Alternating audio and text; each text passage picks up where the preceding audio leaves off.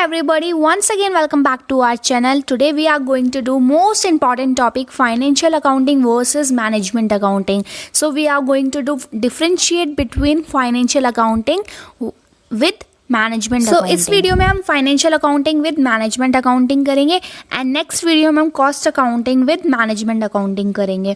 So let's begin it. So first basis है objective. Objective हो या पर्पस हो. अब हम पढ़ लेते हैं financial accounting and management accounting का पर्पस और ऑब्जेक्टिव. सो फर्स्ट हम फाइनेंशियल अकाउंटिंग से स्टार्ट करते हैं. The objective of financial account to find the profit or loss of a business during a year and to assess the financial position at the end of the year. So हमारा financial accounting निकालने का motive क्या है. हमें पता चलता है कि हमारे बिजनेस में कितना प्रॉफिट एंड लॉस हो रहा है एंड क्या हमारी ईयर के एंड में पोजीशन है, हमारा बिजनेस कहाँ पे एग्जिस्ट करता है. ठीक है, तो वैसे मैनेजमेंट अकाउंटिंग पे देख लेते हैं. To assist management in planning and policy making through the preparation of various reports. So the objective of management accounting is management को प्लानिंग और पॉलिसीज में कैसे लेके जाएं during preparation of various reports. ठीक है, अब आ जाते हैं नेक्स्ट बेसिस पे. नेक्स्ट बेसिस है इसका फाइनेंशियल अकाउंटिंग का nature. It deals with historical data. It uses the actual figures. So जो फाइनेंशियल अकाउंटिंग है वो डील करती है किससे, हिस्टोरिकल डाटा से. हिस्टोरिकल मतलब पुराना डाटा से. And it uses the actual figures. जो एक्चुअल फिगर्स होती है उसको यूज़ करता है. उसका डिफरेंस देख लेते हैं मैनेजमेंट अकाउंटिंग के साथ. It modifies the historical data. जो हिस्टोरिकल डाटा उसको मॉडिफाई करती है फॉर प्रिडिक्टिंग फ्यूचर को सोच के वो जो हिस्टोरिकल डाटा उसको क्या करती है, मॉडिफाई करते हैं मैनेजमेंट अकाउंटिंग में. ठीक है, नेक्स्ट बेसिस आ जाता है हमारा सब्जेक्ट मैटर.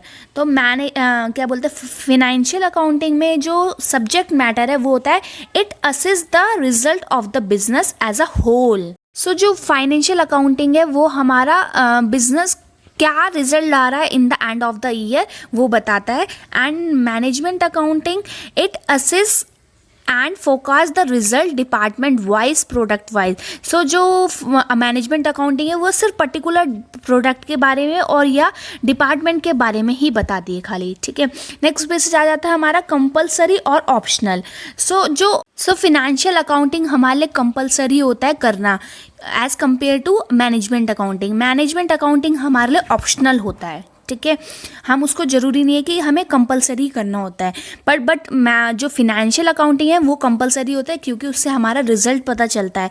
हमें लास्ट में पता चलता है कि हमारा बिजनेस कितना ग्रो कर रहा है, क्या प्रॉफिट आ रहा है एंड उसकी क्या. सो नेक्स्ट बेसिस आ जाता है हमारा प्रोसीजर. सो फिनेंशियल अकाउंटिंग का प्रोसीजर होता है फिक्स्ड प्रोसीजर होता है उसका, rules to prepare financial accounts. So जो फिनेंशियल अकाउंटिंग है उसके जो प्रोसीजर होते हैं वो होते हैं फिक्स्ड होते हैं, जो कि फिक्स रूल्स होते हैं टू प्रिपेयर फाइनेंशियल अकाउंट्स को प्रिपेयर करने के फिक्स्ड रूल्स होते हैं. ठीक है, and as compare to management accounting में no fixed procedure is prescribed for management accounting. It differs from the firm to firm. Firm के ऊपर डिपेंड्स होता है कि वो कैसे अपने प्रोसीजर रख सकती है, कैसे अपने मैनेजमेंट को अपने अकाउंट्स को मैनेज कर सकती है.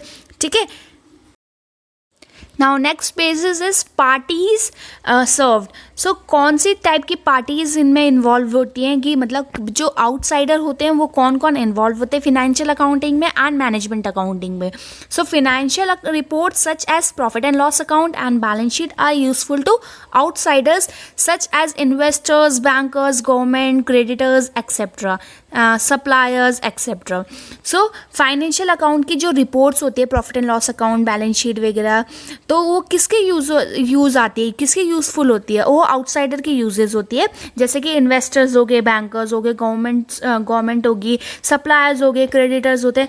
As compare to management accounting reports are meant for internal use by the management. So जो मैनेजमेंट अकाउंटिंग की रिपोर्ट्स होती है वो सिर्फ अंदर के लिए काम आती है. नेक्स्ट बेसिस है transactional deal. So financial accounting क्या transaction records only monetary transaction. So financial accounting में मॉनेटरी ट्रांजेक्शन्स होती हैं and management accounting deals with the both monetary and non monetary events. So जो मैनेजमेंट अकाउंटिंग है वो both के साथ deal करता है, चाहे वो मॉनेटरी ट्रांजेक्शन हो चाहे नॉन मॉनेटरी ट्रांजेक्शन हो. ठीक है. नेक्स्ट बेसिस आ जाता है हमारा फ्रीक्वेंसी ऑफ रिपोर्टिंग. क्या फ्रीक्वेंसी होती है रिपोर्टिंग करने की. Then financial accounting reports are prepared usually at the end of the year every year. So जो फाइनेंशियल रिपोर्ट्स प्रिपेयर होती हैं फाइनेंशियल अकाउंटिंग की वो हर एक यूजुअली साल के एंड में होती हैं. ठीक है. एंड मैनेजमेंट अकाउंटिंग में the frequency of reporting in management is more. It may be weekly, monthly और quarterly, half yearly, so on.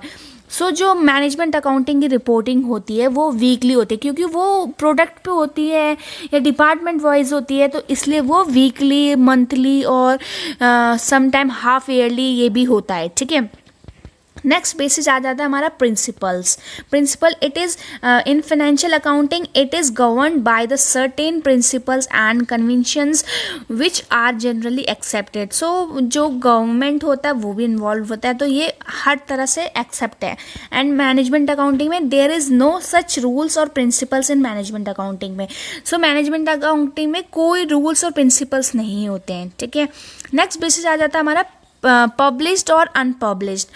Publication of financial accounting in compulsory in case of joint stock company. So joint stock company में compulsory होता है publication. And management accounting में the reports are not published as these are meant for internal uses. So जो management accounting की reports होती है वो अंदर के काम आती है, तो बाहर नहीं जाती. जब reports बाहर नहीं जाएंगी तो फिर वो क्या बोलते हैं publication कैसे होगा, तो ये unpublished होता है. सो ये इनफ पॉइंट्स है कि आप फाइनेंशियल अकाउंटिंग और मैनेजमेंट अकाउंटिंग के अंदर क्या डिफरेंस होता है वो समझने में. ठीक है. आई होप ये आपको समझ में आ चुके होंगे. अब इतना क्लियरली समझाया है मैंने आपको. If you are new this channel don't forget to subscribe my channel and thank you for watching.